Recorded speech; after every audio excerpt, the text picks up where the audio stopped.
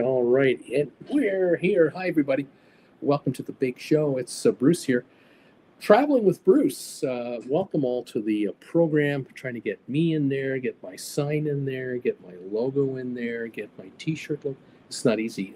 These high production, very expensive shows to put on require a lot of skill behind the scenes. I have producers, directors, writers, makeup people in my mind everywhere as I work the magic. How you doing? Welcome to Monday, June the 16th, 2025. It's nice to have you all here. Jennifer and I wish all of you the best of wishes and the best of health. And hopefully you are already or in the middle of plotting a trip for yourself, your family, a significant other, getting some traveling done this summer. Jen and I are getting closer and closer and closer to figuring out what we are doing.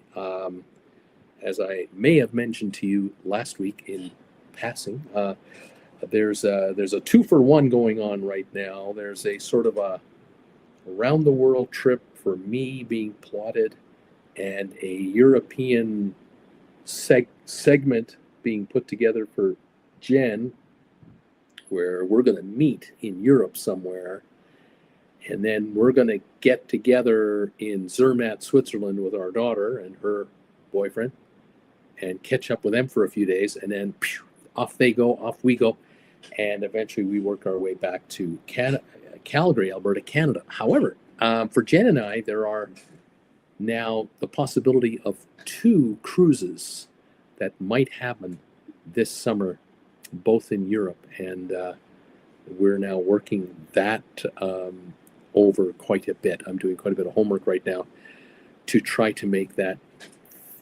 fit. So stand by. I'll tell you more about that in the show coming up. Got some trivia for you tonight if you're interested in that, so stand by for that. And then I got a little bit of, not a lot of crazy industry news, but I have a little bit of news that is sort of more, well, it's not, I don't want to say the word, well, I do want to say the word personal, but I don't want to overdo it personal. But let me explain. So earlier today, I was on YouTube and watching YouTube, looking at YouTube, and I came across an old friend of everyone here, Don, from Don's Family Vacations. Don Terrace, how you doing there, Don? That man is hanging right in there. He has his health issues. We all know. We follow that closely, and we wish Don always the best. He had a very interesting story today that I had kind of heard a little of, but not all of. And then I did a little digging, but not too much more. But I've got more of an opinion on what he was talking about, and it's not on his reporting or anything like that. It's just my 2 bits worth. Anyway, let me say this much. He popped up a photo of another friend of this channel. A lot of YouTubers like this guy, this young man, Christopher Wong. He is a YouTuber and an employee of Royal Caribbean. He has been with the company, Royal Caribbean, for, I think, 11 or 12 years coming up or included. And he has been working his way through the casino side of the action. To the point where he's now, I believe he is now a casino kind of a manager. He works on a cruise ship. He does a lot of videos and has done a lot of videos about the behind the scenes affairs of what goes on behind the scenes of a cruise ship. And I've always appreciated that. I actually emailed him. I reached out to him about just around COVID time. Actually, just around when COVID just shut us all down. He got sent home. Many people got sent home, and he was, just going to wait out the virus like the rest of us, and then get back to work again. And he did. He went back to to Royal Caribbean when the cruise lines started to go back into business. And he's been moving up the ladder and doing his YouTube work at the same time, which is tremendous. I think he now has about 125,000 subscribers, and he made a major announcement the other day, which a number of us are picking up on. Fellow YouTubers are promoting his message to our followers. And his message is that he's leaving Royal Caribbean. He's got a contract that is starting now for, I think it's either 6 months or 10 months. I don't quite know his exact contract. But he's on his last casino manager contract with Royal Caribbean on the Allure of the Seas, which I believe at the moment is in the Mediterranean. And once that contract is done, he will be leaving Royal Caribbean on very pleasant terms, no animosity, and like that. But he is going to embark on a new career, and I'm excited for him on this new career because I already know what he hopes will happen. I know is going to happen. He is going to do extremely well as a full-time YouTuber and traveler of cruises. In other words, he's going to start traveling as a client on Royal Caribbean, and he's going to talk about what it's like being a passenger, and he's going to give you all kinds of behind the scenes info on being a well-informed Royal Caribbean passenger from a passenger perspective. And I think it's fantastic. I cannot encourage him enough to go for it. I'm actually surprised it's taken him as long as it has because he's very personable. He's very easy to watch, enjoyable videos. He's going to do some great work. I'm sure of it. And I, of course, like Don and anyone else who knows him, we all wish him the best. It's a huge business, YouTube. He will find his core audience and develop it, and he'll grow nicely. I think that Chris will make more money as a YouTuber than he will as an employee of a cruise line. He did well as an employee of a cruise line. He even does videos and tells you how much money he makes. He does okay. But I think as a YouTuber and a traveler, he's going to find his life maybe not as routine and grinding, because as an onboard employee, you're expected to work 7 days a week during your contract. He's still young. Sure, he's now in his early 30s, but I have a feeling that once he can de-stress from being a cruise ship employee, he'll convert to becoming a full-time traveling YouTuber, and he'll find that even a year in to doing this job, it'll be less work than what he was doing on the ship. Different work, challenging work, and he can up his game if he wants to work harder as a YouTuber. But I know it'll be a totally different life for him, and I am really happy for him. I am really, really stoked for him. I think he's going to do extremely well. He, of course, is joining someone else we know that went from a full-time life in another career to becoming a full-time YouTuber. I'm talking about this gal right here. This is Emma Latisse from Emma Cruises. We all know her. I've had the pleasure of being on camera with her. This is a terrible picture I copied, where the two of us did a show together. I think we've done a couple of these.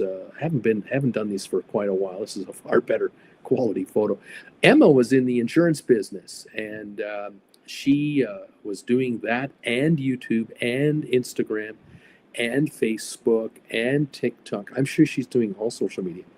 And I told her, I think it was 2 years before she quit, I said to her, Emma, my dear, you are going to become the #1 YouTuber in the cruise segment because you are a pleasure to follow, and you make great content, and you talk to your audience, and you connect to your people. And, well, sure enough, she quit working, I think 3 or 4 years ago now, and is thriving as a YouTuber and whatever other social media she's doing. And I'm very proud of her. Of course, we love Dawn, obviously. And, of course, there's some buddies here, friends of mine. Lalita Loca, Tony and Jen. I've had the pleasure of being on the air with Tony a couple of times, and with Dawn, and now with Emma. And they continue to roll along and keep moving forward. And I love it. Something else that Don talked about today, though, he did on his show today, not only talk about Christopher Wong leaving Royal Caribbean, he also talked about these two guys here. Sorry for the lousy photo. But these two gentlemen are involved with a magazine called Sail Away, cruise travel magazine. Apparently, they've been banned from all Caribbean product line cruise lines, like every brand, for 5 years. They came out with a video, I guess a couple of weeks ago. It came out, and it was a critical video talking about the Carnival Miracle, I believe it was the Carnival Miracle cruise. They were on a cruise, and they were not satisfied. Now, I haven't seen the video, so I can't give you my two bits worth. You got to find it yourself, and I'm sure you'll have no trouble finding it. But I guess they weren't happy about what transpired. Maybe the quality of the food, quality of the accommodations, service. I don't know. You folks have more than once given me critiques on, your experiences on any cruise line, and you've let me know what you think, and fair enough, I pass it on. But I am surprised in a way that, wow, holy cow, these two guys got kicked off the brand, including Cunard, Princess, Holland America, P&O, Costa, all of the brands. They can't go on any of the 93 ships. They are gone for 5 years. And even then, that is subject to review in 5 years. And these guys have put out some videos to mention this and critique this. And the cruise line apparently was commented, or was actually contacted or quoted as saying, the matter is closed and we're not changing our minds. Which then makes me ask the proverbial question, is this a new policy of Carnival, or is this a one-off regarding these two gentlemen? I suspect it is a one-off regarding the two gentlemen. But I do wonder about what kind of what is the line now. I also admit I have not watched many of these videos that this Sail Away magazine put out. If they've done 15 or 20 videos in the last year that are critical, then maybe Carnival had enough, and maybe Royal Caribbean is in the wings waiting to ban them as well. Maybe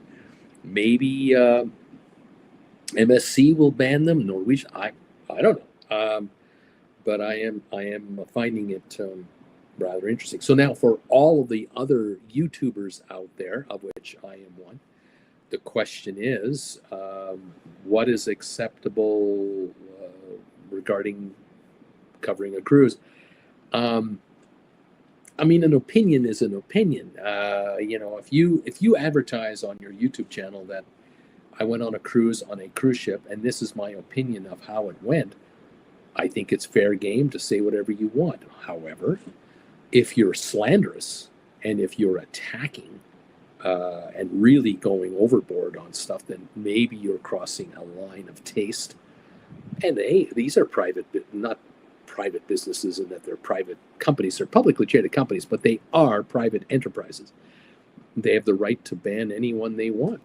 Now, does anyone follow these two gentlemen and no longer book a cruise until they're reinstated? I don't know.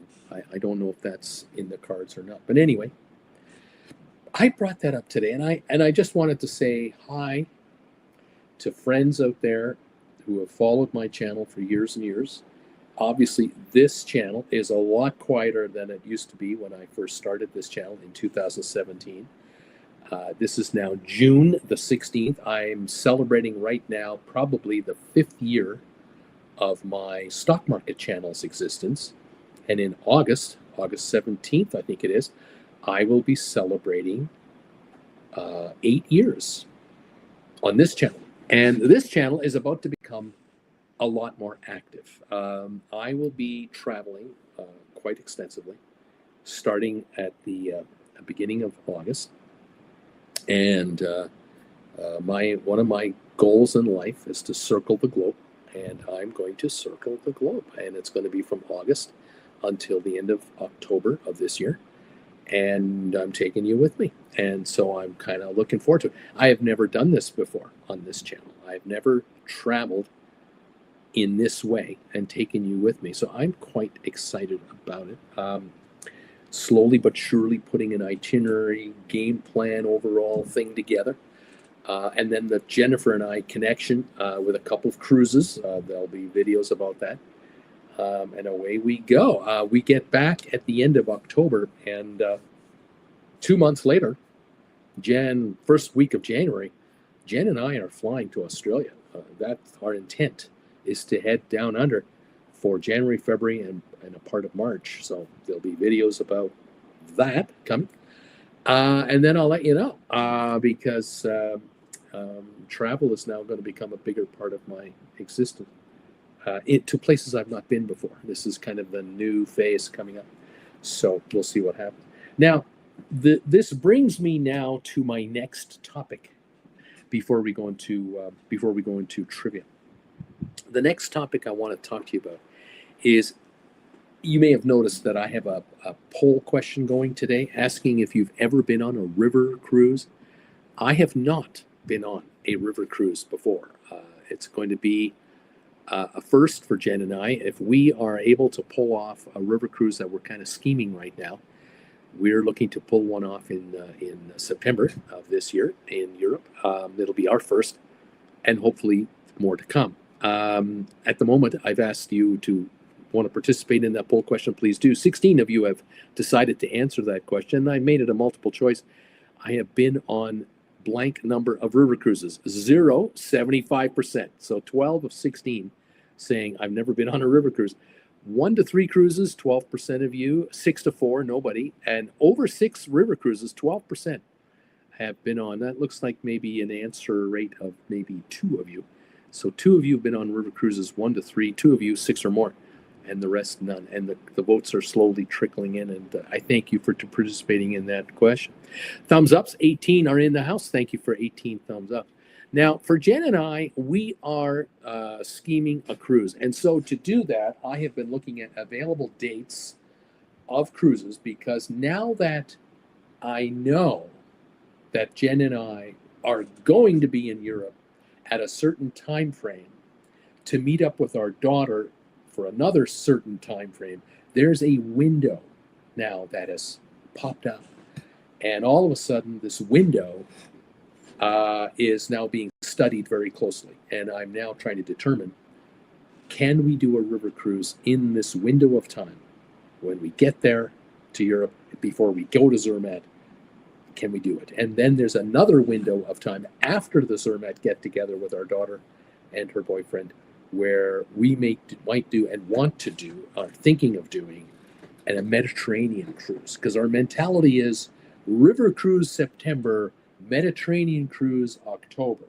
Warmer weather, go south, stay south, keep going south. That's kind of in our minds. So on that topic of a river cruise, I have discovered some interesting stuff. And some of you may be well aware of this, and some of you may not be well aware of this. And if you're watching on the rerun, I want you to, after you're watching me today, you may want to take a peek at some river cruise prices to give you a better understanding what I'm talking about, now that I'm going to hand you this little nugget of information. Jen and I was looking for a cruise. I was looking for anything from like a 12 days to 16, 17-day cruise, a wide window, 2-week cruise, river cruise. Maybe is starting in Amsterdam, maybe starting in Vienna, maybe starting in Bucharest, maybe in Budapest or wherever, and ending elsewhere. Flexible, open. And I've always noticed over the years, whenever I've priced out a river cruise in Europe, they're usually rather expensive compared to an ocean cruise. Now, of course, if you're going to compare a 7-day discounted Caribbean cruise on Carnival in the old days, $4.99 for a balcony, and then you look at a 1-week river cruise in Europe and it's $4,000, not a fair fight, because you're talking about a 5-6 star experience on a river cruise. a 4-star, 3.5-star cruise experience on a cruise ship. Totally different. What's included on an ocean liner versus what's included on a river cruise. No comparison. The river cruise beats it hands down. Lots of tours, lots of onshore excursions prepaid for, included. So it's not a fair fight, right? Now, if you want to compare Viking ocean cruises to a Viking river cruise, or you want to compare a Silver Seas 6-star luxury ocean cruise to an Avalon 5-6-star river cruise, you're now getting more of a fair fight as far as dollars go.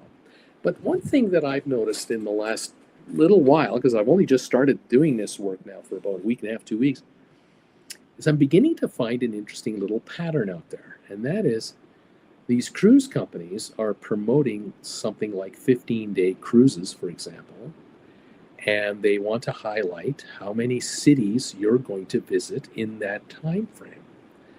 But what you might not notice, or after a while you do notice it, you'll notice that, wait a minute, there's like a 2-night hotel stay at the beginning of these cruises, and then there's a 2-night hotel stay at the end of these cruises. That makes up 15 days of cruising, but there isn't 15 days of cruising. There's 11 days of actual riverboat cruising. But the pricing, when you look at the pricing of these cruises, they're top dollar. And I'm thinking to myself, hold it a second. If I were to book a Ritz-Carlton hotel in Vienna, which I've done, proud to say it, got a deal though. If I were to book Ritz-Carlton in Vienna for 2 nights and Ritz-Carlton in Budapest for 2 nights, if they have one, I would expect to spend some good money. And then there's meals, obviously. There might be breakfast included, but there might not be. So to be fair to a cruise package of 15 days, if it happens to include full meals for the 15-day duration, you've got to factor that in as part of your package. However, I don't think we're talking about Ritz-Carlton accommodations. I think we might be talking about, a 3-4-star hotel, not a dump, but not the 5-6-star luxury that you're going to get on the ship. And the meals will be good. I'm sure they'll be good. But I'm kind of wondering if you can book your own hotel in a 4-star category in Vienna, Budapest, or anywhere else you want to start or end your cruise. You name it. I kind of wonder if on a per-person basis that these cruise lines are quoting us, you see some of these cruises for $6,000 to $7,000 for a 2-week time frame per person. You're looking at 14,000 American dollars. If 4 of those nights are hotels with some touring and so on, versus 11 nights are on the ship, are you paying a markup over and above the cost of the hotel to the cruise line to put together a 15-day deal? If you just book an 11-night cruise and book your own hotels the way you want it, whether you want to be in Vienna for a week before the cruise begins, for 4 days, 1 night, arrive the day of, which I don't recommend, and at the end of your cruise, wherever it ends, Basel, Switzerland, ultimately Zurich, Geneva, Budapest, Prague, Amsterdam, you name the cruise, you figured out. Can you get a 2-night hotel package or something better that fits your needs and your timing? And in reality, why don't you just book the river cruise for 11 nights and get an 11-night price? And lo and behold, that's what I'm beginning to find out. I'm beginning to find out you can book these river cruises, just the river cruise only. Don't take the 2 days prior, 2 days after. Just get your own hotel, get your own Uber ride from your hotel to the ship. $20, you're getting to the ship. And do it that way. And see the city that you're getting on, the embarkation, and see the city that you're finishing your cruise on your own, with your own thoughts, maybe a private tour guide that you'll hire through the hotel, however you want to do it. Now, I did notice when I did some additional homework that I'm going to throw at you. And I have to thank vacationstogo.com because I like to look at their website to see all the brands. So I looked at their river cruise section, and I looked up September cruises, and I looked up September 14-day and longer cruises, and I looked up September 11 to 14 days or whatever the breakdowns were. I looked at several. And then I found that if I were to click on the brand name of the cruise line, let's say AMA Waterways, if I were to click on AMA Waterways on one of these many listed cruises that are available, and there's one for AMA, that would take me to possible deals through AMA, because AMA has, in the case of AMA, and I'm not saying this for every cruise line. I know that Viking did also do this. They were offering different kinds of sales based on how far in advance you're willing to book it, and whether you wanted to book a deal that included airfare from, say, North America to Europe. That's where they want to offer you the hotel package, pre and post. This makes sense to me because if you're coming over from Los Angeles or New York, Chicago, you're flying to Europe, you're now dealing with a 4, 5, 6 hour time change, 7-hour time change.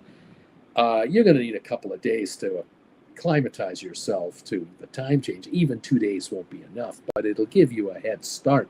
And if you're in a hotel, solid ground, with a buffet breakfast with lots of choices, a heavy breakfast, a light breakfast, a medium breakfast, fruit-oriented, pork sausages and eggs, or toast and coffee. Pick your style, how you feel. Makes sense to me. Absolutely makes sense to me. So 2-day hotel package before, 2-day hotel package after, where they organize your hotel stay and your transportation to the airport. All of that included. If you're one of those that just loves the door-to-door service from your house to your airport, to the European airport, to your hotel, to the river cruise ship, from the river cruise ship back to a hotel, and from the hotel ultimately back to the airport, you love all of that. You can get it, and you'll pay for it. But if you're trying to budget yourself to, do it a little more your way, or you happen to have a 3-week time frame for a vacation, of which 2 weeks is cruise time, or 11 days are cruising, river cruising, there are 13 other days, or 10 other days. 11 plus 10 is 21. 10 other days to do what you want, where you want, how you want. You may find that, well, we're going to get a rail pass, Bruce, and after the cruise is done, we're going to take a rail pass, and we're going to go to, Zurich, Paris, ultimately Amsterdam, and we're going to fly home from there. Like we flew in, and we took a rail ride, or we took a plane ride to our destination city to get on the ship, however you do it. Some of you are more hands-on and want to control it. Others of you are, hey, I'll just pay the extra money and you take care of it. But I'm thinking, having seen now some sale deals, for example, I saw I think it was a 15-day trip. I might be wrong on this, but I think I'm about right. I saw one 15-day or 13-day trip for $6,500 a person, US dollar. Then I saw the same trip, all inclusive, on sale for about $4,900. So that right there, let's call it $5,000 versus $6,500, $3,000, a couple less right there. So if it's on sale, you save $3,000. Good. Second thing I found is if you took the same cruise but only the river cruise portion, you could do it for $2,500 each. Now I went, whoa, wait a minute. From $6,500 regular price all in to $2,500 each, ship only. No difference on the ship. Everything is the same. Meals, excursions, everything.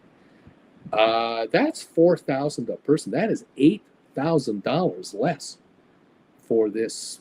I think it might have been a 13-day event, or could have been a 13-day all-inclusive. Now it was 9 days or whatever it was, 15 to 11, whatever. Fascinating differential. Worth a look. definitely worth a look. Now, are all river cruise lines on sale right now? Not necessarily. Are they all that good? Not necessarily. Is every cruise on sale?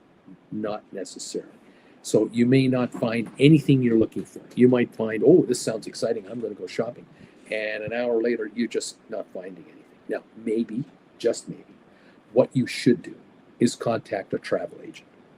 And maybe, just maybe, let the travel agent piece something together for you. You give them the parameters. You tell them what you have in mind.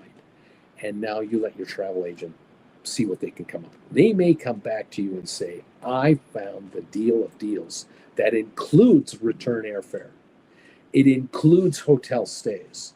It gives you additional days here or here along with a river cruise. And when it's all priced out, you can't get this on your own for this kind of price.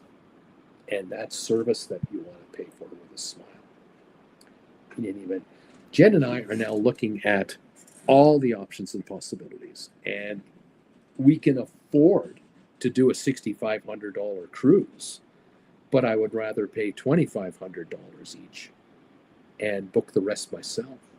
That I just like doing that. That's me, though. I don't know if that's you. Just a thought, just throw it out there for you to think about.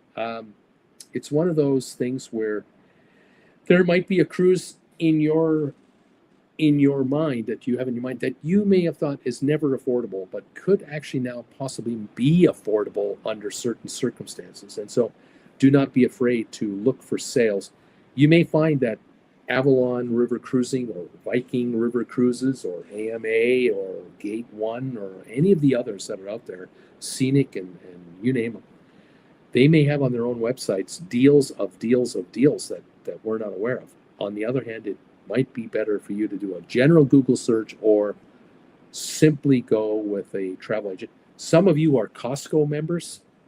You may find that your best deal is through Costco Travel Services because they just happen to have the best availability of slots open for certain cruises. And you get Costco 2% credit on a gift card or who knows what. I don't know. I'm just saying, might be worth your while. And so that, my friends, is how I'm reading it in between the lines, trying to figure out just what might be going on. Robert, thank you for being number one today. And good evening to you. Sharon, hi, everybody. Number 4 tonight. Ken Correga. Hey, Bruce and Jen from Saginaw. Bruce and Jen, we're here from Saginaw. The temperature is 82 degrees now. Winter's over. And gas is up to now $3.39 a gallon. Good evening, everybody. Janet and Ken. Ms. M is here. Bruce, I am number 6. Kevin Chapman, the author himself, is in the house. Never done a river cruise, but you never know. Glad to be here on the dreary evening in central New Jersey. But a month away from Bermuda cruise on Liberty of the Seas. And tonight I am thumbs up number 7. Thank you, my friend. Appreciate you as always. And of course, those of you who do not know, that man right there is an author, and his books are available on Amazon. Kevin G. Chapman, Mike Stoneman Thrillers, and others are available. You want to get your butt over there. Thank you, Kevin, for being here. Roger, a good evening from Jacksonville. Number 10 tonight. I've been on 2 French river cruises. Tell me, how did you like them? JJ, Uncle Bruce, what are your thoughts on cruising on Royal? From Cartagena, Colombia. Well, I'm assuming you're talking Royal Caribbean. I know of no other Royal. I don't have a thought about going to Cartagena. I am aware that Cartagena is a very common stop along the way for a partial Panama Canal cruise and a full Panama from time to time. There are ships that will leave Los Angeles, come through the Panama Canal, and end up in Cartagena, and then work their way to Miami. And then there are others who come from Miami, several places, stop in Cartagena, and then go through. But I don't have an opinion on the city itself. Sharon, JJ, we were on a Panama Canal cruise a few months ago that had a stop in Cartagena. Here we go. We did a hop-on, hop-off bus but just rode around. Probably not worth the time. Very interesting. However, the port in Cartagena has an excellent eco park with gorgeous birds and other animals, plus a Juan Valdez coffee shop. It was a secure area. I felt very safe there. Well, there you go. One of the advantages of being on this channel is that you can ask a question, and from time to time, you'll get an answer from a fellow cruiser telling you, here's what happened to us. Mike Hood, 0 times on a cruise ship, on a river cruise, apparently. Ms. M, I would love to go on a river cruise, hopefully someday. Splair in the house, Splair TV. I think about my first train cruise from Germany to Czechoslovakia, Poland, and back. It would be a circle starting in Berlin and ending in Berlin to get into my train home. Yes, sir. That can be a wonderful experience. Sharon, we're contemplating a Legends of Baseball cruise out of Bayonne, New Jersey to Bermuda that would correspond with our anniversary next year. It's overpriced, but it may nonetheless be worth it. Splair says from Dortmund, he says, sounds like a cruise scam with small letters in the contract. Damn, that's almost 30% of the time. You lose 4 days out of 15. There you go. Splair, all right. Enjoy the stream. I have to work a little, 9 hours. You take care, my friend. Nice to see you. Stephen Butler is in the house, number 24 tonight on the thumbs up meter. Says hi to everybody. Thank you, Stephen. Shane, hey, I just got back from an Alaskan cruise. So much nature and beauty up there. Indeed it is. Kevin, thanks for the book plug. Bruce, you got it, buddy. Stephen Butler, I'm going to Las Vegas in August to play in a 9-ball championship team tournament. I will have to reread Kevin's book, Set in Vegas, Perilous Gambit. There you go. There you go. I did read something about one of the Royal Caribbean ships. I want to say it's Independence of the Seas. If I'm wrong, I apologize. But anyway, they've made changes to their itinerary in Alaska. And I was trying to read between the lines. Why would a cruise line like Royal Caribbean, with decades of experience in Alaska, I mean, there's no surprise to the engineers at Royal Caribbean or Carnival or any other cruise line how far in distance it is in nautical miles from Seattle, Vancouver to Ketchikan, Skagway, Juneau, all the way up and back in the fjord or in those, glacial bays and harbors. There's no surprise as far as the distance, time required, nautical speed you're going to need to maintain to make your scheduled weekly cruise work. So when the Independence of the Seas, when it was announced that they were altering their itinerary, I had to ask myself, what's going on? Why would they alter their itinerary in the Alaska region? And what they've done is they've announced that they're taking away one of these cruise days where they cruise towards some glaciers and cruise out and then continue along their route. They've taken that away, and that's about that might be a 6-hour, like 3 hours in, 3 hours out kind of an excursion that the entire ship would have done at very slow speed. They've taken that out, and they are basically using that time.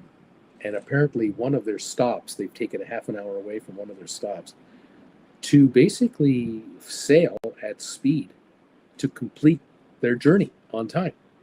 Which then leads me to ask, well, wait a minute. Now, why would they need to do that on the Independence of the Seas? And that's where my brain went. Mechanical problems. The ship is 22 years old. It was in dry dock earlier this year. It was in an extended dry dock earlier this year. It was supposed to be in for a certain amount of time. They canceled cruises to keep it in dry dock longer and then let her out. And here we are hearing now about a cruise alteration on a Alaskan cruise. This adds up to me. It all comes back to one factor. They cannot run the ship at the speed they need to run it at for the number of hours they need to run at that speed at to make the cruise ship arrive back in wherever they're starting from on time. And that's got to make you ask, how bad is it for, is it the propellers? Is it the azipods? Is it an engine problem? What is the issue? Now, you ask yourself, okay, you're a cruise company and you have a number of ships in the fleet. This particular one is now in that middle area of age. It's in its last third of its lifetime. The first 22 years have come and gone. There's 11 more to go, and this is a 33-year-old ship. Is this vessel going to be scrapped after 34, 35 years? Or is it going to run for 50 years? Is it going to be sold off to another group and be run as sort of a discount cruise? Remember in the old days before COVID, we used to have cruise lines that would pick up. Remember Pullmantier? You remember Pullmantier? Pullmantier would buy up Royal Caribbean ships for virtually nothing. They would just rent them, and they would run them for $30 a night, all in for 30, 35 a night. Cruises. They're gone. They died within 6 months of COVID. They were gone. Their ships were chopped up because they were 35, 40-year-old ships. I wonder what's happening here. Is this ship no longer worthy, or is it logistically, engineeringly impossible to replace what has to be replaced, where it has to be replaced, on a budget-friendly basis?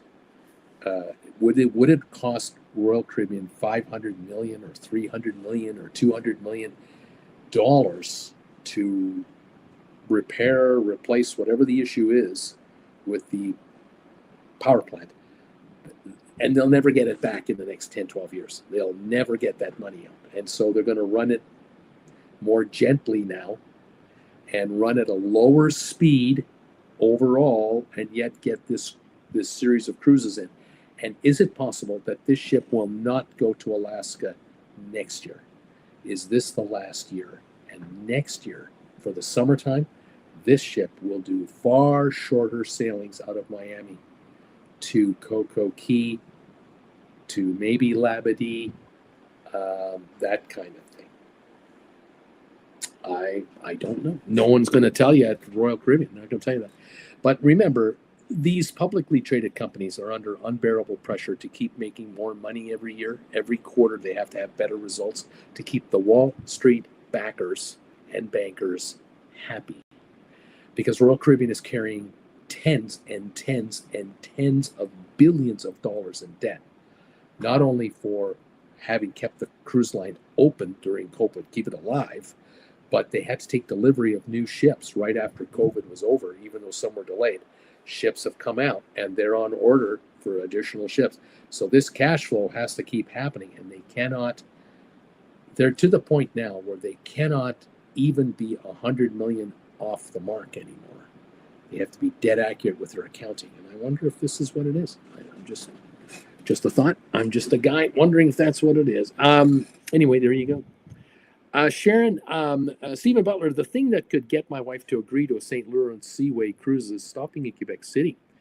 It is more affordable to just fly to Quebec City and stay for a week. And there's the issue. You can go to Quebec City and stay in that wonderful hotel, see that phenomenal city and all the history there. Yeah, cheaper than the cruise and more time. Yeah. Robert, nice new shirt there. Oh, I've had this for a while. I just haven't worn it in a while. I've had this logo going since 2018, I think, with all the little fish on there. Sylvain Forrest was my logo designer, sort of unofficial, official, out of the goodness of his heart, logo designer, and we lost him. We lost him about in and around 2020 or 19. We lost him around 2020. I think he passed, and I miss him. But he did beautiful work. This logo right here, Sylvain Forrest as well. Yeah. Thank you for the compliment. Welcome everyone to the show tonight. 29 of you are here right now. We got a question out today that has so far garnered 32 votes, and I appreciate this. There's no doubt about it. This channel really appeals to ocean liner cruisers. This channel is not home to river cruisers. I admit that. I know that.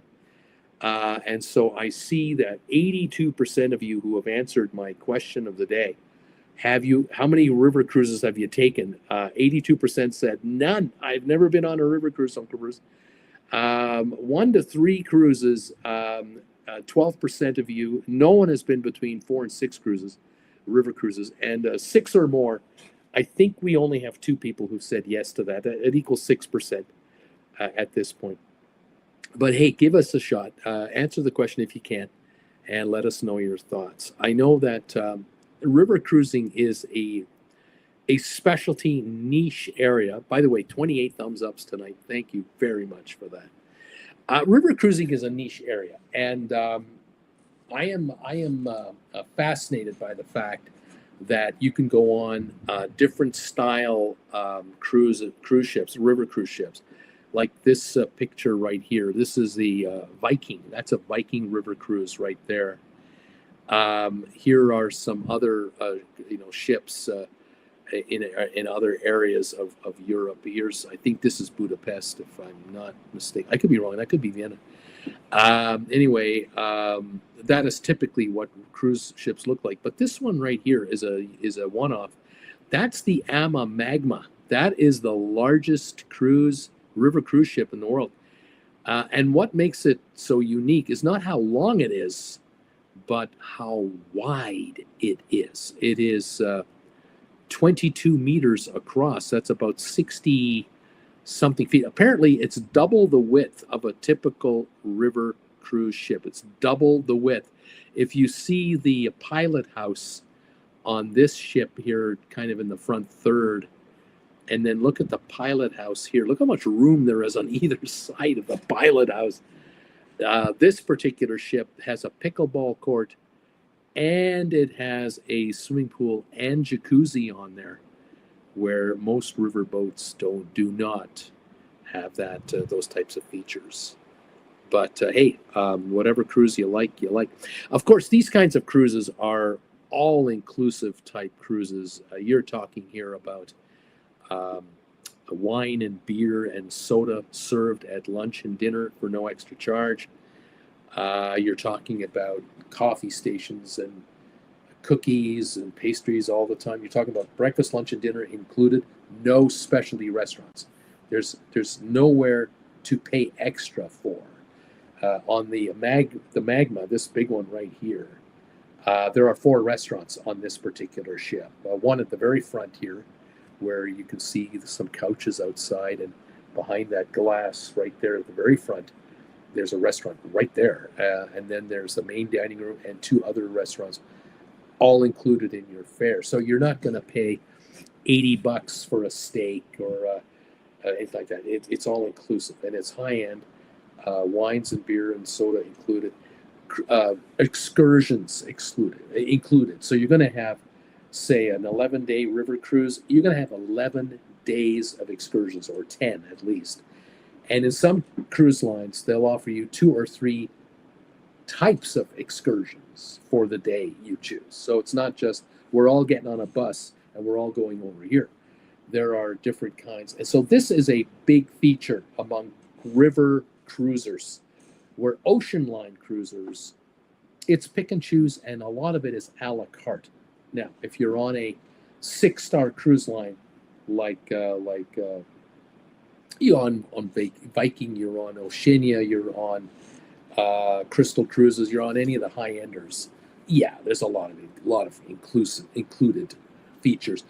And of course, if you're on a Norwegian ship at the high end, you're in the suites for Royal Caribbean, you're in the top yacht club on MSC.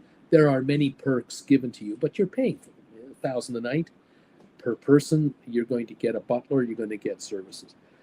River cruising, you'll see cruises vary from $300 to $600 a night, up to $1,000 a night, depending on the size of your cabin. But generally speaking, river cruising is a lot more inclusive for passengers. Just just to give you a hint. Okay, are you ready for some trivia tonight? Unless we have some questions, we'll go right into trivia. Let's double check here what we have. Morning from Sydney, says Pete Hoskins. Thank you, sir. Welcome. Ellie Dan, hoping to do a Nile River cruise this year. I've heard very interesting comments about Nile River cruises. Yeah, some of them are very exotic. Roger, both were on Viking ships when I went on my river cruises, Bruce. September 23, Lyon to Arles. I don't think you pronounce it Arles. I think you pronounce it Arles. And then May 2024, based in Bordeaux, enjoyed both cruises, 190 passenger capacity. So that must have been good food and good, beautiful scenery and everything. That would be great. Stephen Butler, I had been on boats in the Mississippi, the Red River, Ouachita River, Arkansas River, but never on a cruise ship boat, only day cruises. Donnell says hello from Ireland, Cork, Ireland. Hi, Donnell. Hi, Bruce and all here. Joined you late, and I may be number 29 on that thumbs up meter of yours. That counter is acting up again. 0 river cruises for me, too. I like your not new shirt, too. There you go. Sharon, yay, trivia. I'm ready for trivia. There you go. We'll bring out the trivia questions tonight. Well, like I said, these river cruises, one thing you're not going to get on a river cruise are 40-foot waves, okay? You're not going to run into massive across the Atlantic 30, 40, 50-foot waves. You're not going to get that on a river cruise, okay? It might be cold and windy on a day or two. You never know. You get a bad weather system, but you're certainly not going to be in harsh, heavy seas. Well, the odds of you getting seasick on a riverboat would be, I don't think it can happen. I may be more psychological than real. But it's another world entirely. It's a different style of cruising entirely. And for some, it works, and for some, it will never work. It's okay. All right, are you ready for trivia? I have 3 trivia questions tonight for you with multiple answer possibilities here. And I invite you to join us and give them a try today. I only ask that you don't Google the answers. Do the best you can from your best guess. I'll give hints if necessary to help you along. But these are general knowledge type questions. Shouldn't be all that difficult to pull off. But thank you all so much for being with us. And hopefully you'll enjoy these. Let me see if I can get this to work here. I'm going to set up my marker, which is my finger. I cannot find my eye pencil. It's here in the house somewhere. I don't know where it is, but I got my marker. Here is your first question of the night. Only give me one answer at a time when you're answering these trivia questions. Give me one answer at a time. So if you know 3 or 4 answers, type in one at a time, and I'll read them up. So the first question of the night for trivia is, can you tell me, from Heathrow International Airport in London, England, can you tell me the 50 busiest routes? What destinations, airports, cities are the 50 busiest out of Heathrow? These would be non-stop flights, obviously, out of Heathrow. Give me the 50 busiest. Now, this is as of about 8 years ago, and I doubt this has changed much. So again, here we go. Ms. M is thinking, what about Paris, France? Paris has got to be a popular route out of London, wouldn't you think? Let's take a look at Paris. Paris, France, out of Heathrow. Yeah, Charles de Gaulle. Looks like it's about the 6th busiest route out of Heathrow is Paris. Steve Butler, New York City, the Big Apple. It's number 1. The number 1 number of tourists travelers going out of Heathrow are flying to New York. That's what's replaced the ocean liner business The Heathrow, New York City route has replaced all ocean liners after 1959. By 1969, it was over and it's jet only. Frankfurt is a guess. Frankfurt in Germany looks like about the 11th most popular flight out of Heathrow is to Frankfurt. Barcelona, Kevin Mizem, thank you. Kevin, thinking Barcelona. We're talking about, where are we with Barcelona? Oh, we're about number 30. It's the 30th most active, most popular flight. Hong Kong, Stephen Butler's thinking Hong Kong. That would be number 5. Number 5. 1, 2, 3, 4, 5. As of just before COVID, number 5. Vancouver, British Columbia, Canada. Number 48. Number 48. Not in the top 40. Not top 40. What about Newark, Bruce? You know, there's JFK. That's the number 1 route. What about Newark, New Jersey? A lot of flights out of Newark. And Newark, New Jersey is in the top, looks like number 23 most popular flight is Newark, New Jersey out of Heathrow. Donna MC, Los Angeles, LAX. What about LA, Bruce? Yes, right after Paris. Looks like number 7 is Los Angeles. Yes, indeed. That replaced a train ride across the United States to New York and an ocean liner from New York to London to Southampton. Now it's a 9-10 hour flight. Isn't that something? Sharon, Philadelphia, Pennsylvania, Philadelphia, from from Heathrow. Let me take a look and see if it's even on here. No, Philadelphia's not in the top 50. Interesting. Not in the top 50. LAX we've got. New York we got. JFK. What about Tel Aviv, Bruce?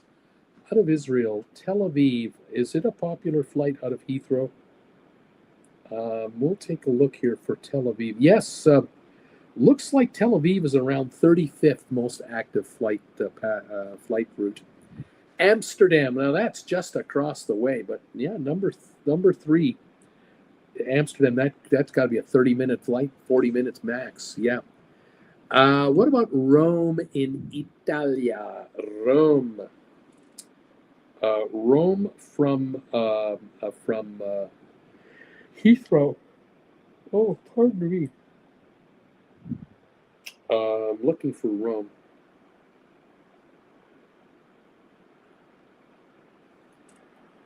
Looking to find if Rome is a top 50 destination. It is not a top 50 destination from Heathrow. It's not. Isn't that something? Singapore, Bruce. Singapore. Now that is on the top here. That comes in at about number 12. The 12th most popular route. That would be Singapore Airlines, British Airways, and others. Isn't that interesting? Now Mumbai in India, number 26 on the list. Dublin, number 2. New York, Dublin, Amsterdam. Those are your top 3 right there. Donna, what about Madrid in España? Yes, right behind Frankfurt. Looks like a number 13 or something like that. Chicago, Illinois. Yes, behind LA is Chicago. I think that's a top 10 destination. Istanbul in Turkey. Istanbul, Turkey. Both airports are hubs, and Istanbul comes in around number 40 for Heathrow. Madrid, we've done. Tokyo, Bruce, in Japan. From Heathrow to Tokyo, is it doable? And if it's doable, is it a top 50 destination? It's not in the top 50. Oh, no, I apologize. It is in the top 50. I'm sorry. I just finally found it. Number 28, actually. It's not in the top 10, but top 28, Tokyo. Brussels. Sharon wants to know about Brussels. Brussels. That would be a seriously short little flight. Yeah, number 41, 42 or so. It's just in there. Oslo in Norway, Bruce. Oslo. Is it a popular flight from our friends out of Heathrow? Oslo, Norway. There are flights from Heathrow to Oslo, but do they make the top 50 most popular flights, or are we talking about maybe Gatwick, or maybe Luton, or another airport? But out of Heathrow, Oslo doesn't make the top 50. Robert, good night, everybody. It's bedtime for me. Robert, you take care. What about Australia? Well, I need cities. Give me cities. Tel Aviv, we have Moscow in Russia. Now, this quiz may have Moscow in there, but I'll bet you if it were today, it wouldn't show because Moscow is cut off. But I don't show Moscow in the top 50 even back then. What about Berlin, Germany, Bruce? The capital of Germany, Berlin. How popular is it to fly from Heathrow to Berlin, Germany? I've done it with Jen Jr. I've done it with Jennifer. So I've flown to Berlin to London a few times, but I don't see Berlin on the top 50, believe it or not. But there's another German city that is Sydney, Australia.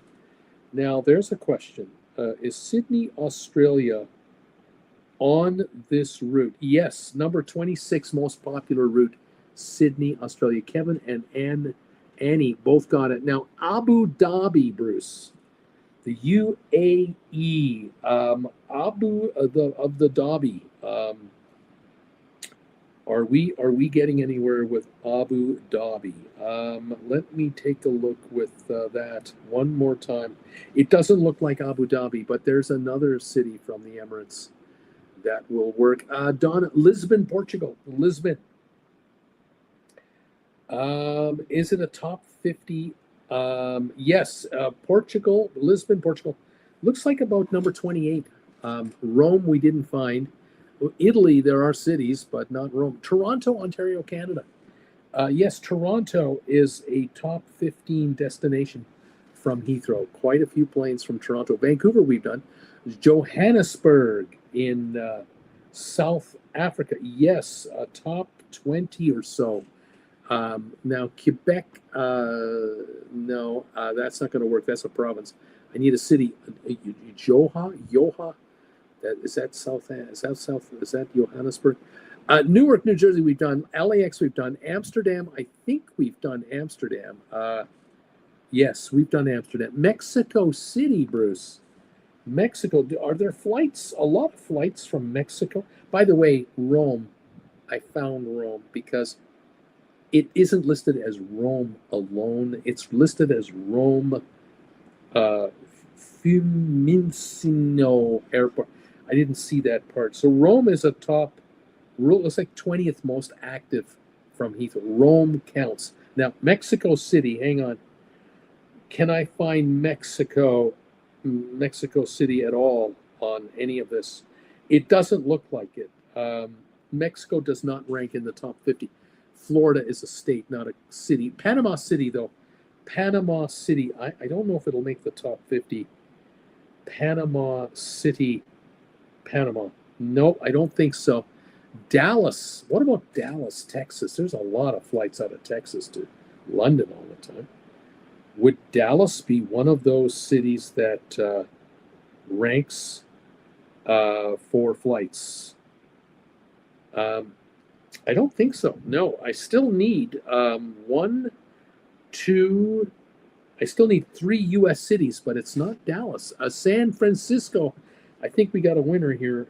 San Francisco. Well,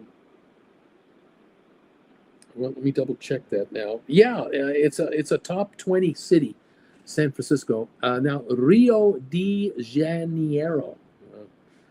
Rio of the de Janeiro. Is Rio anywhere on the top 50 list? I don't see it. What about Atlanta, Georgia, Bruce? That's a U.S. city, big airport, one of the busiest in all of America, if not all the world. but it's not in the top 50 from Heathrow, believe it or not. Seattle, Bruce, not on the list either. I'm still looking for two yes cities. It's not Seattle. It's not Atlanta. Chicago, we've done, I believe. Yep, we've done Chicago. Washington is one of them, though. About 18th most popular, Washington. Now, Glasgow, commuter flight. Yes, Glasgow, I believe, makes the list. It's like the 12th most popular route. Atlanta, we've tried. Moscow, we've tried. Annie Mon is coming in here with Zurich, Switzerland. Is it a top 10 destination from, or top 50? It's a top 50. Hold on a minute. Yes, it's like a 24th most active. Monaco doesn't have an airport. Athens in Greece. Athens, is it a top 50? Yes, it's a top 30, number 30 or so.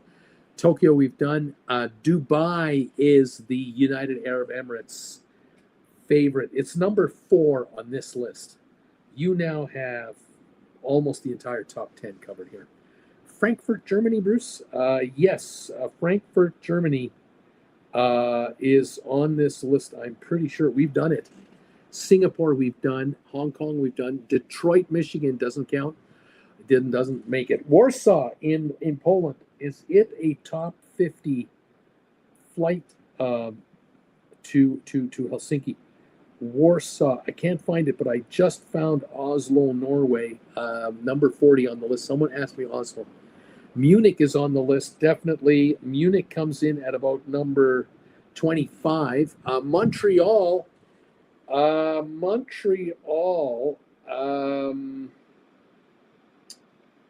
let me triple check that.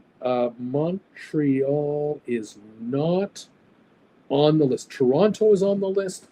Vancouver, but not Montreal. Donna had Dubai as well. We've got that one. Brittany Anderson is in the house, but she made it. She's late, but she's here. Hi there, Brittany. Cruiser Girl had Munich. We've done Munich already. Cool Jazz. We're looking for the 50 most popular flights out of Heathrow. What cities do they go to? Venice. Donna wants to know, is Venice on the map? By the way, I still have 2 U.S. cities. I just noticed a second one. Venice. No, Venice is not a top 50 Heathrow located airport. Bermuda, nope. Doha, yes, from Qatar, number 50 according to this list. Brittany says that 2 days until my 5-year wedding anniversary. Oh my God, it seems like just last year.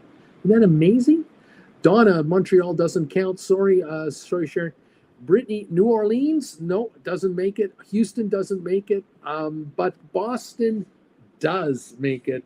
Number 25 for Boston, right on. Munich, we've got. Newfoundland, no go. Miami, Donna, you got it. Miami is another city. That, I believe, does the American cities. I'm looking for a city in the United Kingdom that you haven't guessed yet. You've guessed Glasgow, but not this city. I'm looking for another UK city that's not far away from London at all. Then I'm looking for a city in Denmark, a Swedish city, India, Austria, another one in the United Kingdom in Scotland, Italian city, Thailand, Switzerland city, not Zurich, South Africa, Finland, Germany, France, UK, and Ireland. Oh my goodness. I have a viewer here who should know that his city is a top 50 from Heathrow. He's watching me from that city right now. He's here. If he's getting the hint, are you there, my friend? We have Miami already, not Orlando. Sacramento, no. Minneapolis, no. Athens, we've done. Helsinki, yes, Helsinki. That's right, number 45. Thank you, Kevin. Donna has got Chicago. We've done it. Cairo, Egypt. Is Cairo a top 50 city from Heathrow? Cairo, no, it is not. Minneapolis, no. Creston, British Columbia, maybe. Geneva, Switzerland, yes, number 42 or so. Nice in France, number 44, yeah. Vienna, Austria, yes, number 37 or so. Paris, we've done already. Beijing, not on the list.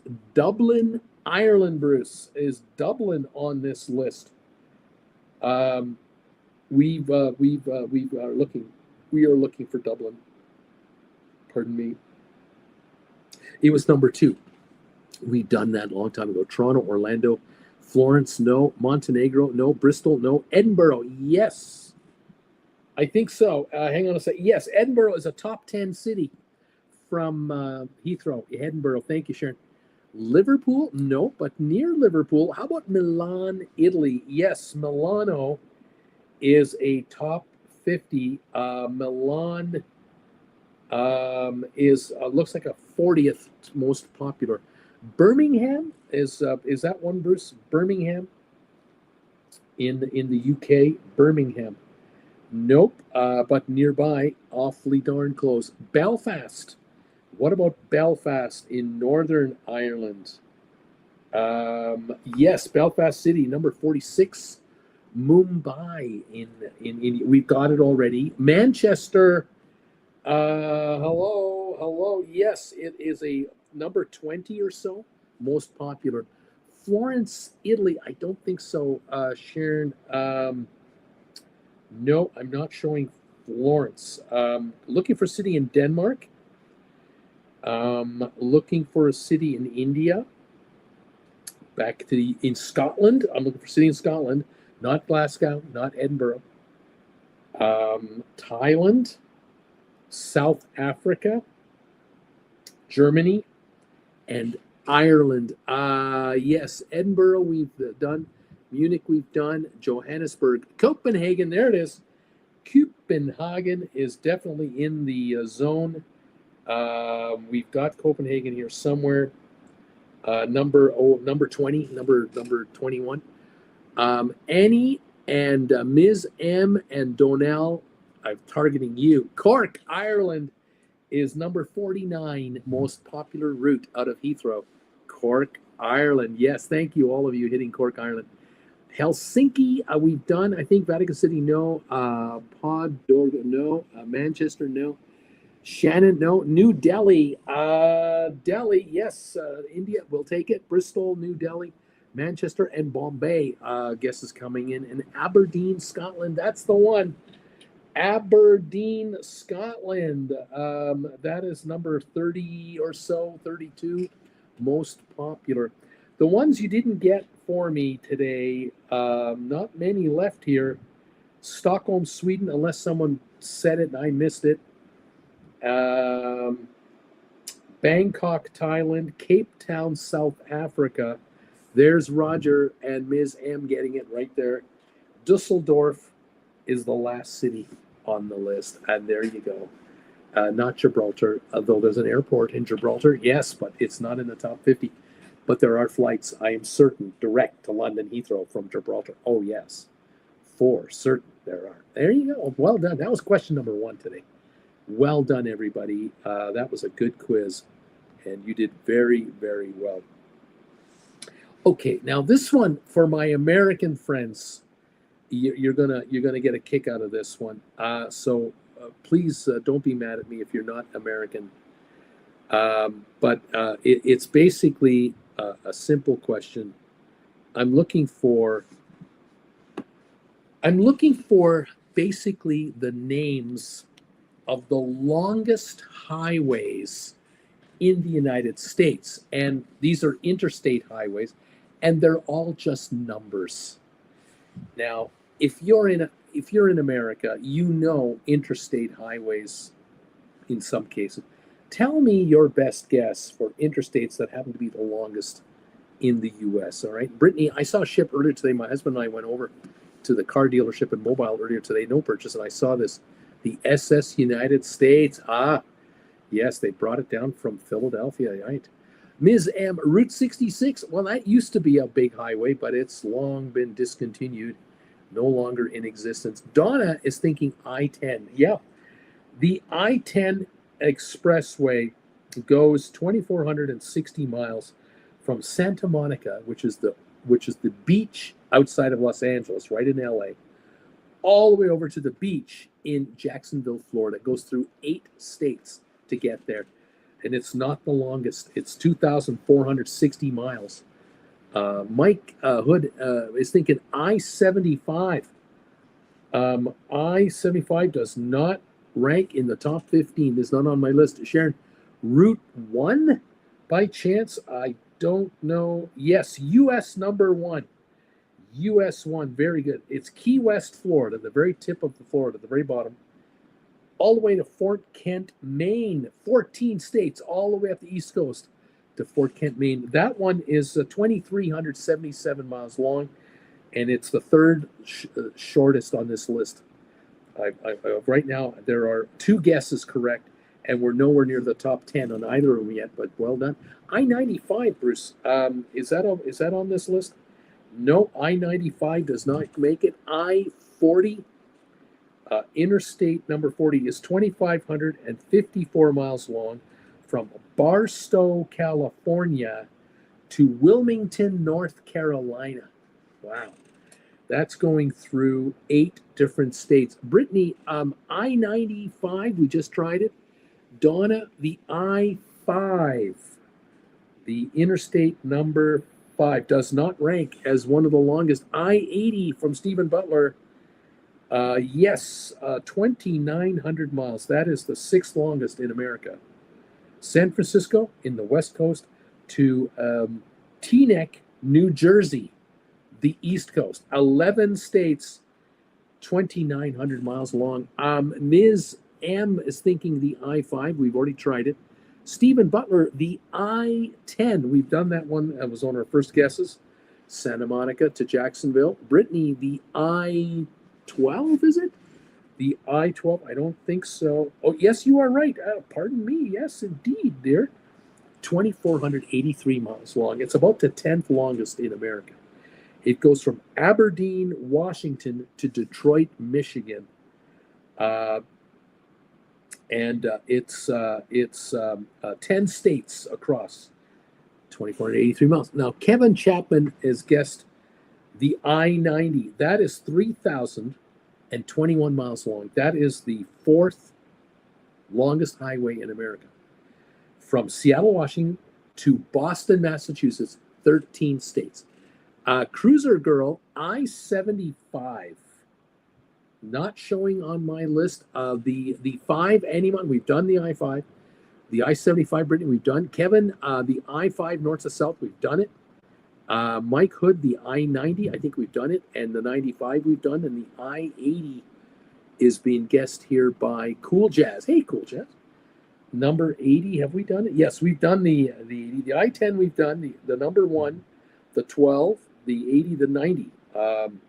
But the I-5 is not long enough to make this list. It does go north to south, but it doesn't cover it. I-55, Bruce. The I-55, nope, doesn't make it. The I-20 from Donna. Yes, it's the number 1 highway in America for distance. The longest highway in America is US 20. 3,237 miles from Newport, Oregon to Boston, Massachusetts, 12 states, 3,200 miles. Even though we go from Seattle to Boston, 3,021 miles on another highway. Interesting. I-30 is being guessed. It's the number 3 highway in America. The I-30 goes from Astoria, Oregon to Atlantic City, New Jersey, through 11 states, 3,073 miles. I-78 does not count. No. Stephen Butler, 71 through central U.S., Minnesota to New Orleans. Doesn't rank either, 71. We've got Kevin Chapman going Yukon Highway in Alaska. I don't know the number, though. Mike Hood, the I-65, not ranking. Brittany, the I-1, we've got it already, 2,377 miles. The I-60, Brittany is wondering what the 60, US 60, 2,670 miles. Looks like it's about the 8th longest. From Brenda, Arizona to Virginia Beach, Virginia, 9 states. Donna Mack, the I-40, we've done it already. The I-57, Mike Hood is wondering. Nope, not on the list. US number 6 is the 2nd longest. It goes 3,207 miles. It goes from Bishop, California to Provincetown, Massachusetts. 14 states. That kind of like goes from like down here all the way up to there, like from diagonally. I can't do this right. I like that. Diagonally across America from the southwest to the northeast. The other one, US 50, goes from West Sacramento, California to Ocean City, Maryland. 12 states, 3,011 miles. That's like the sixth longest. Then US number 2 is 2,579 miles. Now it goes from Everett, Washington to Houlton, Maine, 10 states. Then there's US 70, 2,385 miles, Globe, Arizona to Atlantic City, North Carolina, 7 states. Then there's US 64, 2,326 miles. It goes from Teak Nos Pass, Arizona to Nags Head, North Carolina, 6 states. Then number US 40, the last one on the list, 2,298 miles. Park City, Utah to Atlantic City, New Jersey, 12 states. There's some very interesting highways here going through some various cities and states across America. That is our second quiz. I have one more quiz. One last quiz for all of you. If you'd like to participate, we'd love to have you. This quiz sounds like a lot of answers, but there aren't actually that many answers to this quiz. So we're going to get into it here in just a moment. Thank you again for joining us. 43 of you have answered my poll question of the day today, and I thank you for that. We've got, the question is, I've been on a certain number of river cruises. Now, 81% say I've never been on a river cruise. 12% of you say 1 to 3 river cruises, and 7% say I've been on 6 or more. But between 4 and 6 cruises, no one has been on 4 to 6 river cruises around here. Very interesting results. And we've had 33 thumbs ups come in today. Thank you for that. If you're able to hit that thumbs up button, please do hit it for us. We very much appreciate it. All right. Are you ready now for the last trivia question of the day? What I'm looking for here is, there we go. I'm looking for the 25 most populous U.S. cities for the years 1800, 1850, 1900, 1950, and 2000. Now, there are different cities on each of these lists. There's a couple of cities that are on all of these lists, but there are some cities that used to be on this list that aren't on the list anymore, and there are cities that never made the list in the first 150 years that are now on the list. So you guess to me the U.S. most populous cities, and I'll tell you how you did. Okay, fair enough. So Ms. M and Sharon and Mike are coming in with New York City. And the news there is that New York City was the most popular city, most populous in 1800 with 60,000 people, in 1850 with 515,000 people. 1900, New York had 3.4 million people. 1950, 7.89 million. And in 2000, 8 million people in New York. New York's always been number one. So you guys got 5 correct answers out of the total of 125 answers. You got 5 of them in one go. Now, see how easy this quiz is? This quiz is easy. Sharon, Los Angeles, LA in 2000 is the second biggest city of 3.7 million. In 1950, Los Angeles was the 4th most populated at 1.9 million. But in 1900, Los Angeles, California was not in the top 50. LA didn't make the top 50 until 1950. Now, it may have made the top 50, the top 25 in 1910 or 1920. But in 1900, Los Angeles was not in the top 50. Isn't that something? Now, Chicago, Sharon is thinking Chicago. Chicago in 2000 was the 3rd most populated city, 2.8 million.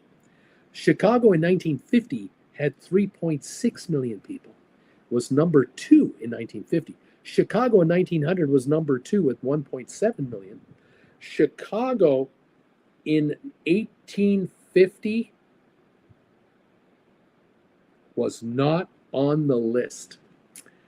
See, we got LA again. We have LA again. Philadelphia, Sharon is thinking, okay, well, let's go back to the colonies, back to the days of the colonies.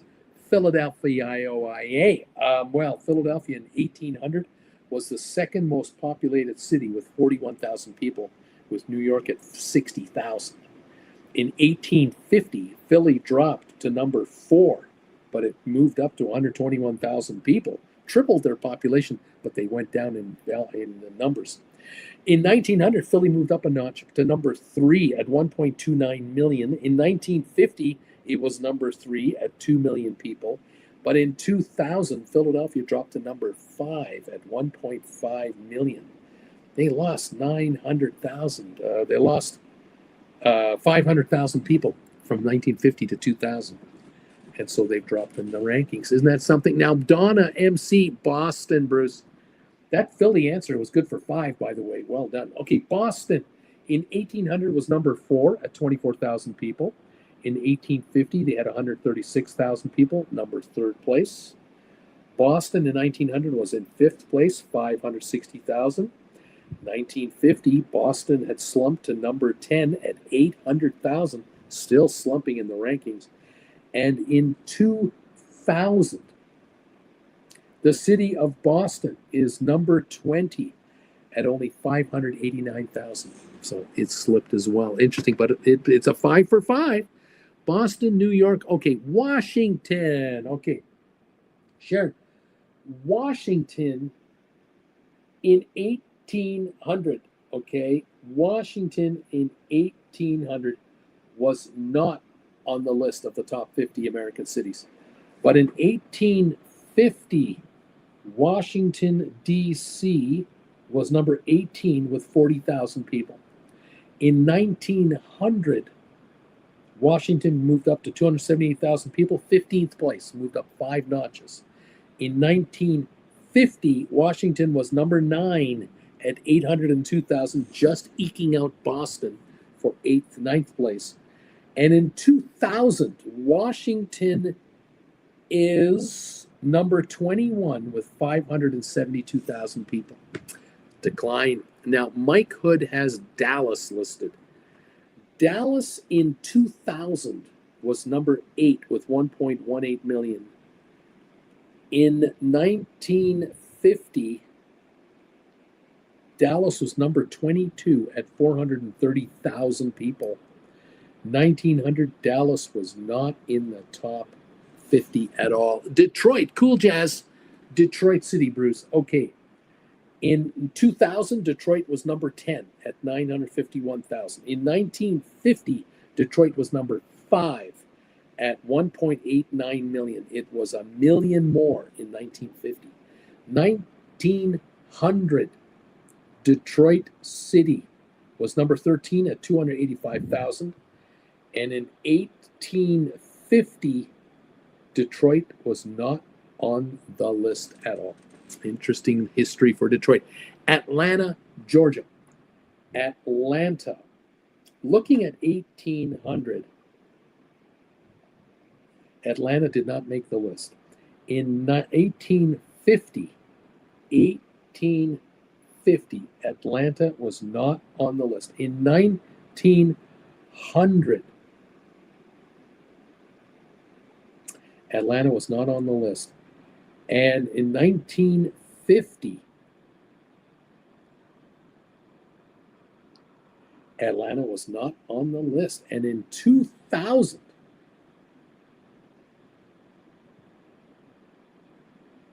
I can't find Atlanta on the list. I'm shocked. I can't find Atlanta. Now, we are talking about probably metropolitan city province, not the city population, not the metropolitan area, because you and I know Atlanta's got 5 million people, but it's all around all the community, Decatur and all the others, you know.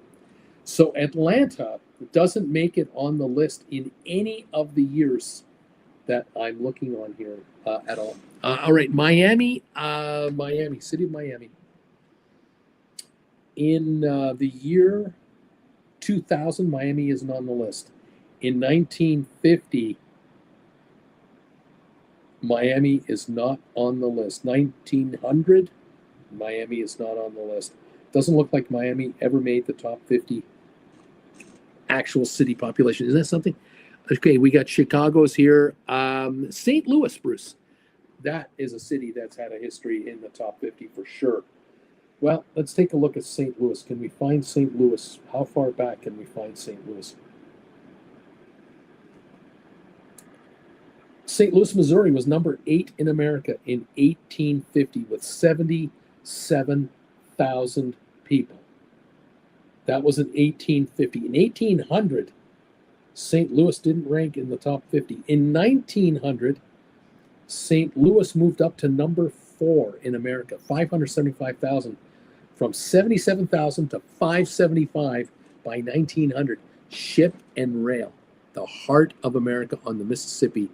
They became the 4th largest city in the United States by 1900. In 1950, St. Louis dropped to number 8 and held in there at 856,000. But in 2000, St. Louis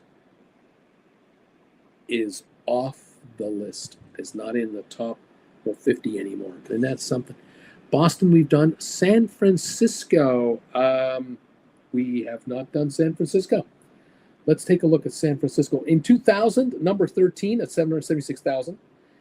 In 1950, San Francisco had the number 11 spot, 775,000.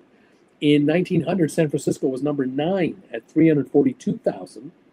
That was just before the earthquake before 1900, 1906 earthquake. So it was in the top 9. 1850, San Francisco was not on the list, and not on the list the year of the 1800 either. San Diego, Bruce, have we got San Diego here? In 2000, San Diego does not rank. Oh, it does rank number 7 at 1.2 million in 2000, San Diego. In 1950, though, San Diego did not rank in the top 50 at all, and not in 1900 and not in 1850. So only one time. But what about Baltimore, Maryland, Bruce? In 1800, it was the 3rd most populated city in the United States. Baltimore had 26,000 people, just ahead of Boston with 24,000, and behind Philly at 41. New York was at 60,000. So Baltimore was number 3 in 1800. Baltimore was number 2 in 1850. 169,000 people lived in Baltimore, Maryland, the number 2 city in America. New York, 515,000. 1900, Baltimore slipped to number 6, down to 508,000. They started to slip in population, although they still had a growth. 1950, Baltimore hung out at number 6 with 949,000. But in 2000, Baltimore, number 17 with 651,000. It's dropping fast. Seattle, Seattle in the West Coast, Bruce. Seattle, Washington. Seattle. Number 24 in 2000. 563,000 people. Number 19 in 1950, the war gave Seattle that boost. In 1900, I do not see Seattle on the list, and not before either. So there you go. Now, New Orleans. New Orleans. Have we done New Orleans already? New Orleans. Give me a moment to see if I can find it. What am I doing here? New Orleans. Not in 1800. 1850. 1850. New Orleans was the 5th largest city in 1850. 116,000 people. They shot up from nowhere in 1800 to number 5 in 1850. In 1900, New Orleans was a 12th largest city with 287,000 people. 1950, because of the war, New Orleans held in at number 16 with 570,000. And in 2000, New Orleans is not on the top 50 anymore. They're wiped out. They're out of there. Hartford, Connecticut. Sharon is wondering about Hartford, Connecticut, one of the early cities of the Union, the Connecticut, state of Connecticut. Hartford, let's take a look for Hartford in the early days of 1800. I don't find it. In 1850, Hartford, Connecticut. Are we in here anywhere? Nope. 1900 for Hartford. Very well-to-do area, very high demographic, but not on the list in 1900. 1950, Hartford, Connecticut. They had the Hartford Whalers hockey team back in the day, but not in 1950. Hartford never made the list in 1950 either. And in 2000, Hartford is not a top 50 city. Never made it as far as its city population. Albany, New York, the capital of New York State. Yes, Albany definitely has had some time in the top 50. Number 17 city in 1800, 5,289 people. Albany had 50,000 in 1850 to make it to number 10. Albany in 1900. Where was Albany in 1900? Albany, New York. Albany did not make the list. Albany in 1950 off the list. Albany only made it twice, in 1800 and 1850. Cincinnati, Ohio. Cincinnati. Let's take a look at Cincinnati. Not in 1800. Wasn't on the list. In 1850, Cincinnati was number 6 at 115,000. In 1900, Cincinnati was number 10 at 325,000. In 1950, Cincinnati was number 18 at 503,000. Starting to slip here on the ranking. In 2000, Cincinnati is no longer on the list. So 3 times. Toledo, Ohio, one of those real industrial towns that didn't make it in 1800. By 1850, Toledo was not on the list. By 1900, did it ever make the list? Nope. In 1950, did the war help it out? No, Toledo's never been in the top 50. Richmond, Virginia. Number 13 in 1800, 5,700 people. Richmond, Virginia in 1850. 1850, it did not make the list. In 1900, Richmond did not make the list. In 1950, Richmond did not make the list anymore. No. Chicago we've done. Los Angeles we've done. San Francisco we've done. San Antonio, Texas. I'm wondering if it's just a 2,000 city. San Antonio, very populated place. Number 9, 1.1 million in 2000. Number 25 in 1950 with 408,000. But San Antonio wasn't on the list prior to 1950. Detroit, we've done. Minneapolis. In 2000, I don't have Minneapolis on the list. In 1950, Minneapolis was number 17 at 521,000. In 1900, Minneapolis was number 19 at 200,000 or 202,000. In 1850, Minneapolis was not on the list, and it was not on the list in 1800. So there you go. Philadelphia, we've done. Kansas City, another unique city with a unique history as far as getting on top 50 lists. In 1850, did Kansas City make it? Kansas City, no. 1900, yes. Kansas City, Missouri, number 22 at 163,000. In 1950, Kansas City got up to number 20 with 456,000. And in 2000, does Kansas City make the list? Nope. Kansas City dropped off the top 50. Las Vegas, Nevada, I don't think so. For 2000, let's double check.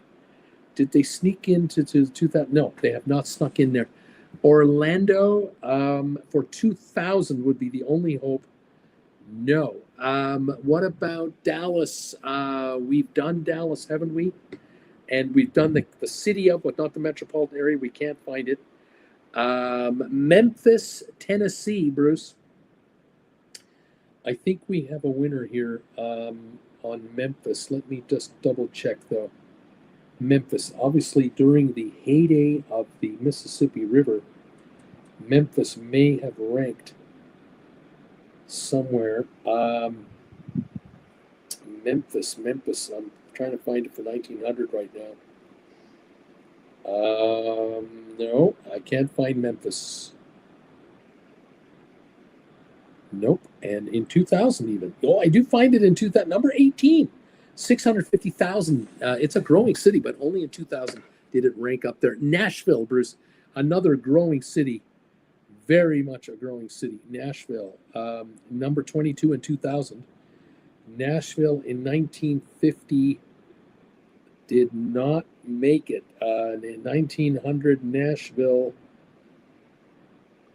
was not on the list. In 1850, no Nashville.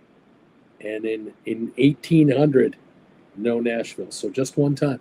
Charleston, South Carolina, Charleston, South Carolina, 18,000 people in 1800, number 5 city in America. Charleston in 1850 dropped to 15th place with 42,000 people. In 1900, Charleston did not rank anymore. In 1950, Charleston was off and hasn't been back.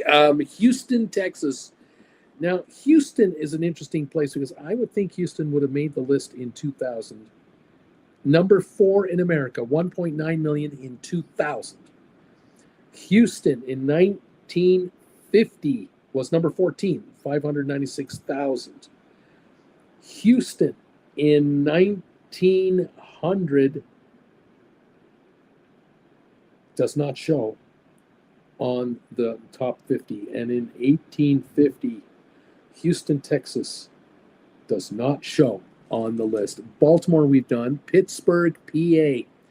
Okay, Pittsburgh. We've got Pittsburgh here early. Pittsburgh in 1850, number 13 with 46,000 people.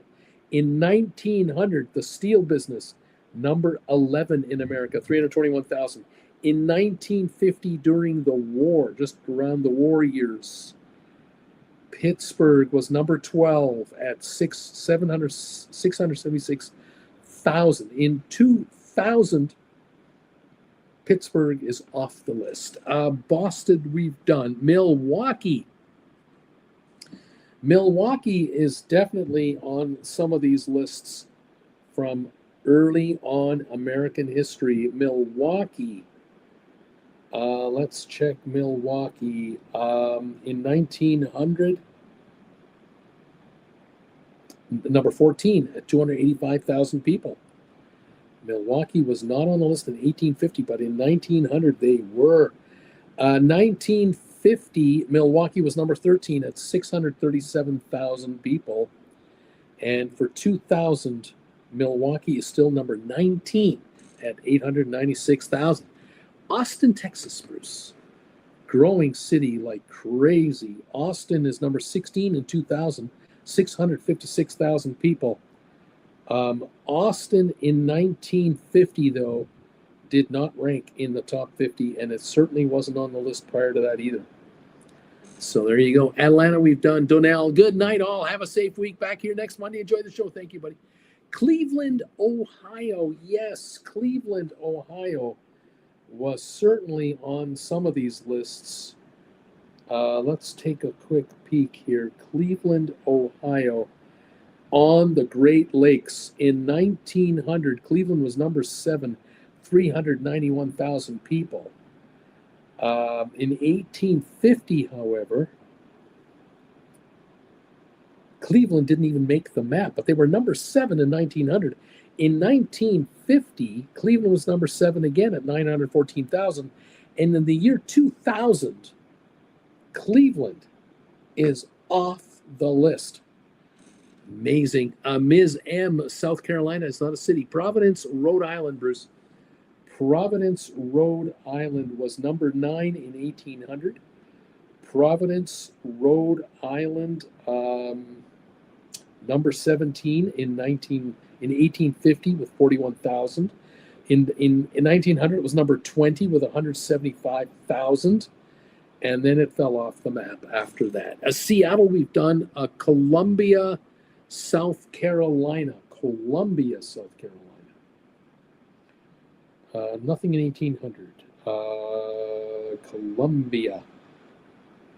In 1850, I'm not showing it. In 1900, I'm not showing it. I don't think it ever made the list. Baton Rouge, Louisiana, I believe. Would that be correct if I said Baton Rouge, Louisiana? Unless it's Mississippi. Baton Rouge, Mississippi. If I am wrong, I apologize if I'm wrong. I'm not from that area. I don't know. I don't ever have it in the top 50, though.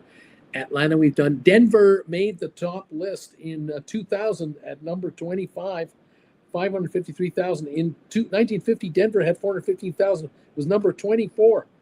That was it for Denver. Charlotte, North Carolina. Charlotte. Let's take a look for Charlotte. Early on in 1800, no. In 1850, did Charlotte make an appearance? No. Did 1900 Charlotte?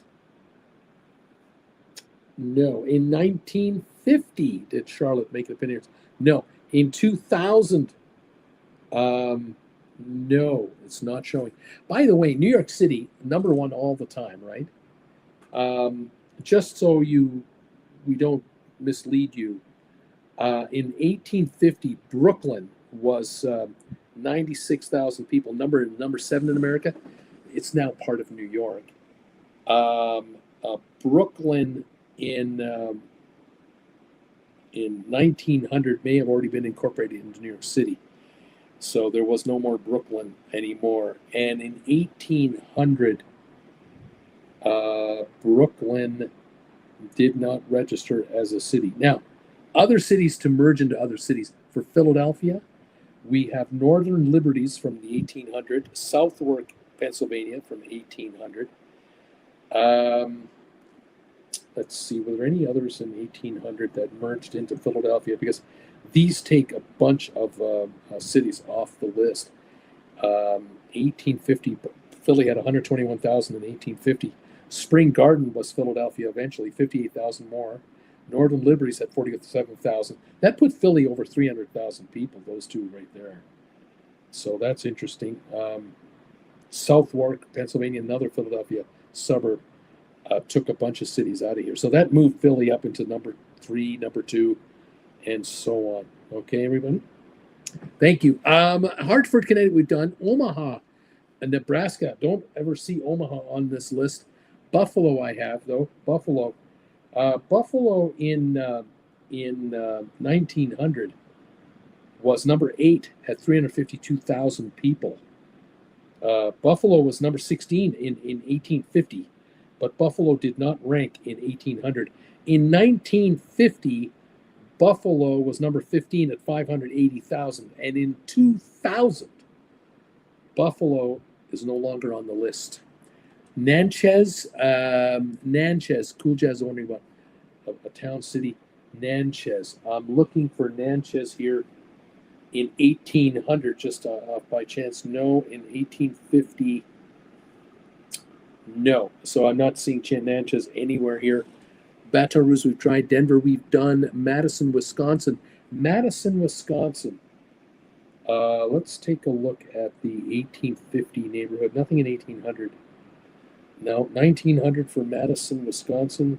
No. In 1950, by chance, did Madison have a growth spurt? Nope, no Madison, sorry. Phoenix is number 6 in 2000 at 1.3 million. And in 1950, Phoenix was not on the list at all. And prior to that, Gulfport, no. Salt Lake City, in 2000, Salt Lake City did not make it, and not prior either. Panama City, no. Scranton, no. Providence, I think we've tried Providence already. I believe we've tried Providence. And yeah, we've done Providence. We've done it. Jacksonville, Florida, Bruce. Jacksonville in Florida. That is a coastal city. And in the early days of America would have been important. Jacksonville. Not finding Jacksonville in 1900, and in 1950, no. And now in 2000, it is a very big populated place. Number 14 on the list now, 735,000 people. So Jacksonville made it onto the list in 2000. Indianapolis has been on the list a long time. Number 12 in 2000. Indianapolis was on the list here in 1950 at number 23, 427,000 people. Number 21 in 1900 with 169,000 people. And I think Indianapolis, that's when they entered the list. They weren't part of it prior to that. Seattle, we've done. Austin, we've done. Montgomery in Alabama does not seem to rank. Selma, no. Cleveland, we've done, I think. Yeah, I think we've done Cleveland. Shannon, or Savannah, Georgia. Savannah, Georgia was number 21 in 1800. And in 1850, Savannah was off the map. Only in 1800 did it make the top 50. Buffalo, we've done. Thank you, everyone. Sharon is trying Syracuse and Rochester and Grand Rapids. Syracuse, Rochester, and Grand Rapids. No.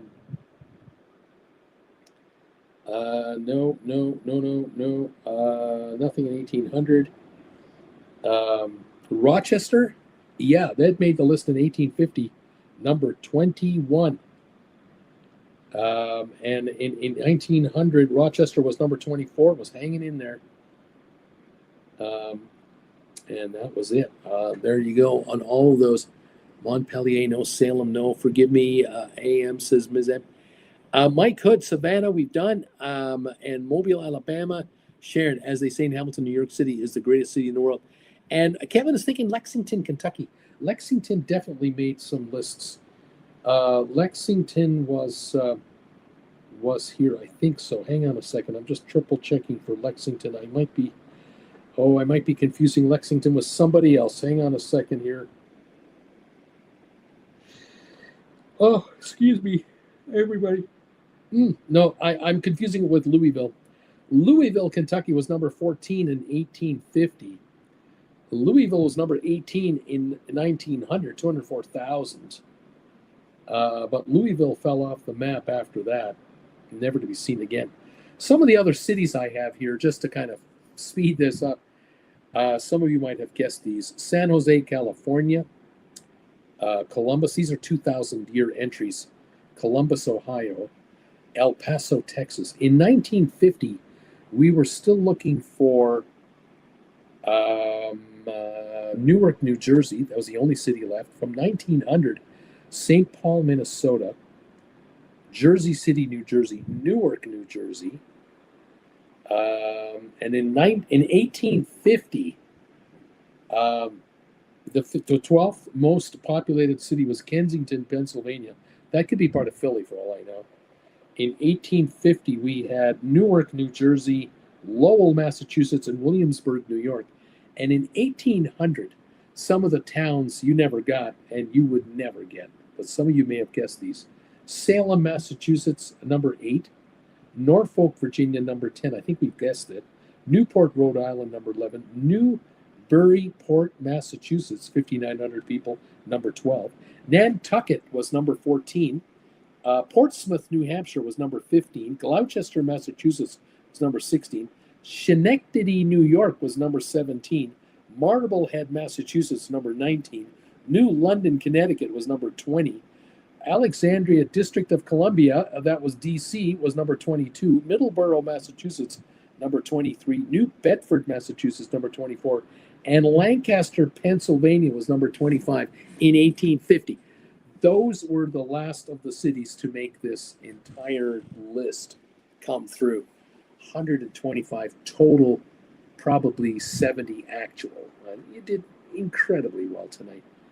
Thank you, everyone, today for being here, joining us, answering poll questions, getting up thumbs up, and hanging out for trivia. I thank you. Have a wonderful rest of your week, Stephen and Sharon and Kevin. Have a wonderful rest of your week. We'll see you next Monday. We'll keep you posted on our upcoming travels. Thank you again to 44 kind people answering the poll question and 33 thumbs uppers today. As a matter of fact, let me update that thumbs up number. That might be even higher than 33. Thank you, everybody. 36 now. 36. That's awesome stuff.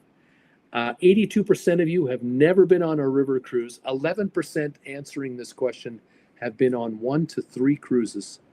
And 7% have been on 6 or more river cruises. There you go. There's the answers. Have a wonderful week. Take great care, everybody. Hug someone you love a little longer this week. You never know when's the last time. Stephen Butler, thank you. Sharon, thank you. Love to Jen. You got it. Love from Jen to all of you. We'll see you next Monday, everybody. Bye.